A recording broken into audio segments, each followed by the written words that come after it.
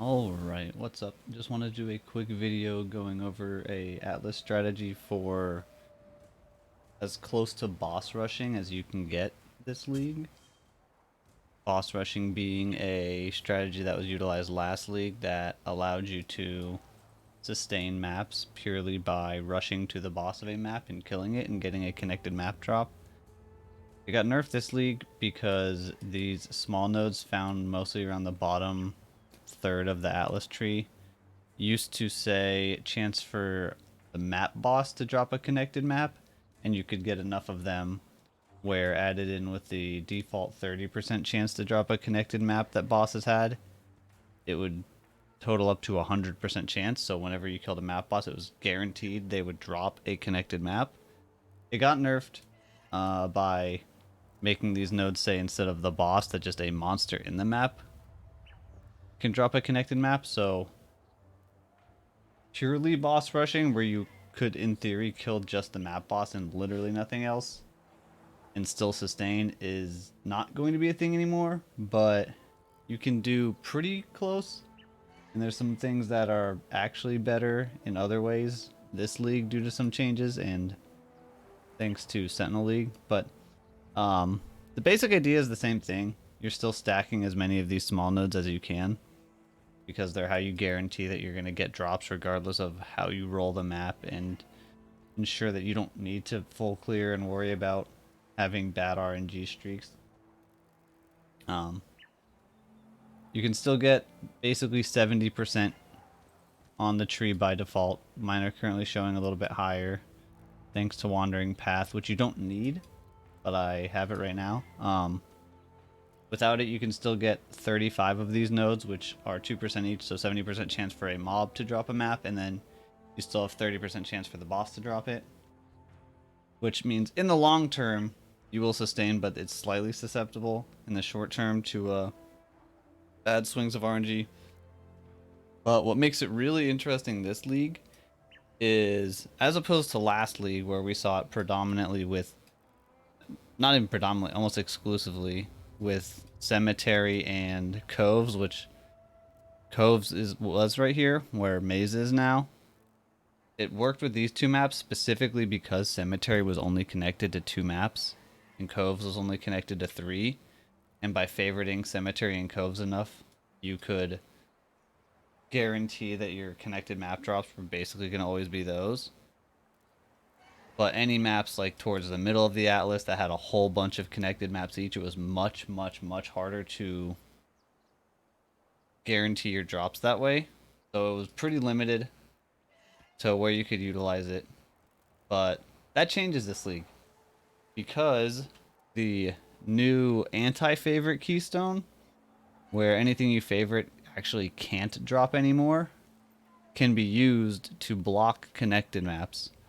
So in the case of my Atlas right now, I have it planned out for Shore and Crimson Temple, which granted aren't connected to that much more than the old Cemetery Coves. They're connected to 3 each. But instead of needing to favorite Crimson Temple and Shore a bunch, I can just anti-favorite all the other maps they are connected to that are not the 2 I want to sustain. So Bramble Valley, Orchard, Arena, and Necropolis. Which now makes it to where whenever I get a forced connected drop, which I can get every single map, it has to be the other one that I'm not running. And I can sustain them, and I can rush to the boss as quickly as possible, kill the boss. If the boss drops a map, connected map, great, I can just leave. Because I know I'm going to get at least 1 map every map. It's just a matter of getting to the boss. If you get the map, leave. If not, clear until you do get the map and then leave. Or alternatively, if you do choose, if you want to really min-max your focus on just the boss rushing, and you just want to collect lots of Guardian maps, and you want to speedrun getting Eater of Worlds and Exarch invitations, and you don't care about the other content inside the maps themselves, Wandering Path actually becomes really powerful here. One, because you turn your 70% chance for mobs to drop a connected map into 140, which I don't know if going over 100 actually matters. I don't know if it means 100% chance to drop a map and 40% chance to drop an extra. I'd have to do more testing. If it does, then that just means you're more likely to get the map faster, basically.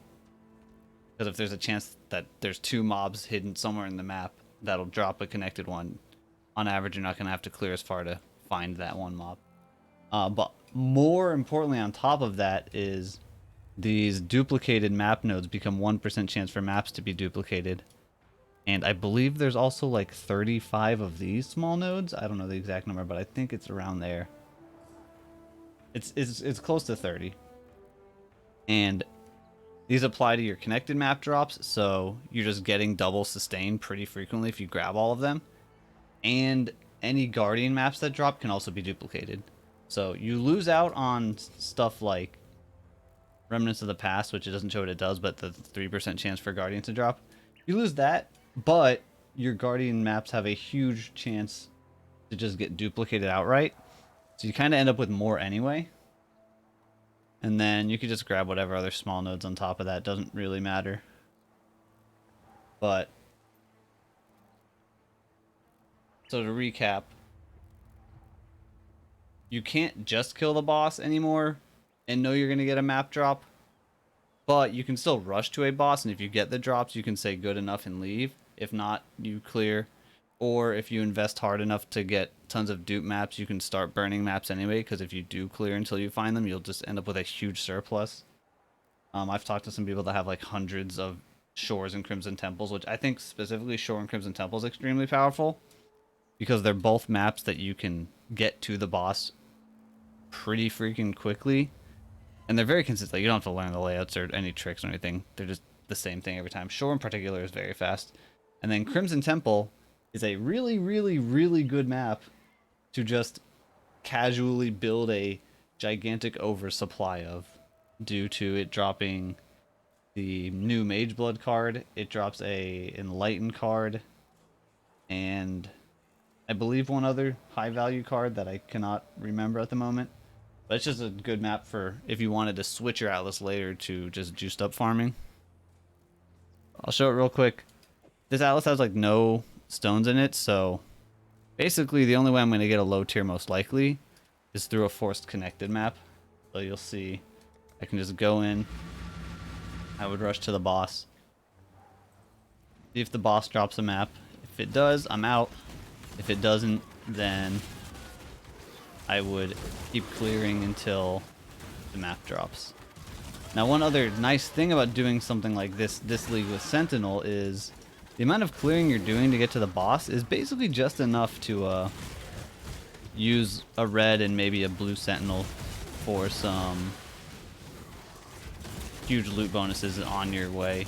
And with how often the Sentinels themselves drop, it's a good way to burn a huge amount of excess Sentinels really quickly and just get a ton of loot out of it.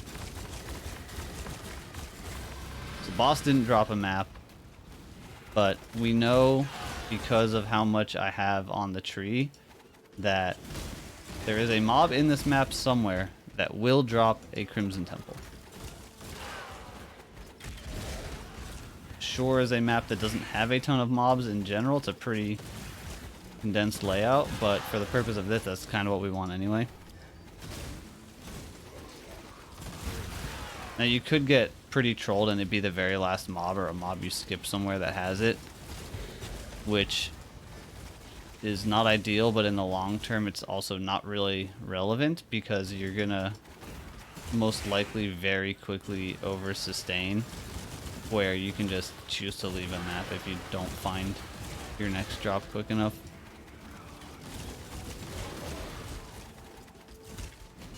Like we're seeing here. Maybe it's in the essence.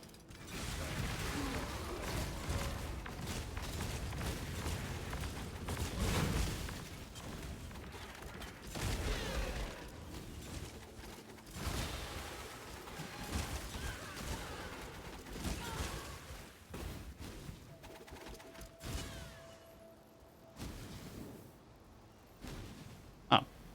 It did drop right by the boss.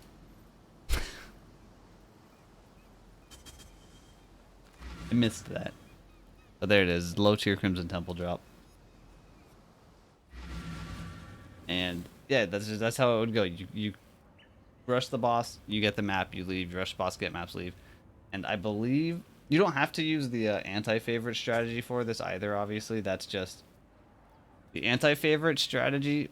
Alongside this is really good if you want the two maps that you ping pong between to be maps that are connected to quite a large number. I think with Shore and Crimson Temple you wouldn't have to do it, but at the same time, it doesn't hurt to grab it and do it this way, since if you don't care about anything else anyway, you do end up with that little bit of a chance for your maps to be dropping with bonus content in them, which in the case of Crimson Temple could be really nice for when you're doing juiced up ones later if you want to, for like div card farming. You could have a stockpile of, I think you can have like guaranteed breaches, guaranteed blights, like extra things that just add more mobs. But yeah, that's kind of the idea. That's kind of the strategy. Again, the passive tree, the idea is basically the same, but it's not going to be as purely efficient as Coves and Cemetery were, as in terms of getting to the boss and leaving. But on the other side, you have more tools to over sustain even easier and actually get more Guardian drops per map, which kind of makes up for the fact that you won't be killing bosses quite as fast. And then also you have the ability to do it with basically any two connected maps on the Atlas. There's not any maps that are connected to so many that you wouldn't be able to anti-favorite all the other stuff connected to them. So like if you wanted to do a toll and arcade, even though they're smack in the middle, you could do it. But yeah, that's just wanted to share that. I haven't really been able to utilize it in the league yet. I'm just in permanent hardcore because I've been farming other things, but it was something I thought about pretty early on. Thought it was interesting. Seems cool. Seems a lot cooler now that I know how good Crimson Temple is as a map. And yeah. Hope you guys enjoyed that. Hope that was interesting, helpful, useful. Thanks for watching. See ya.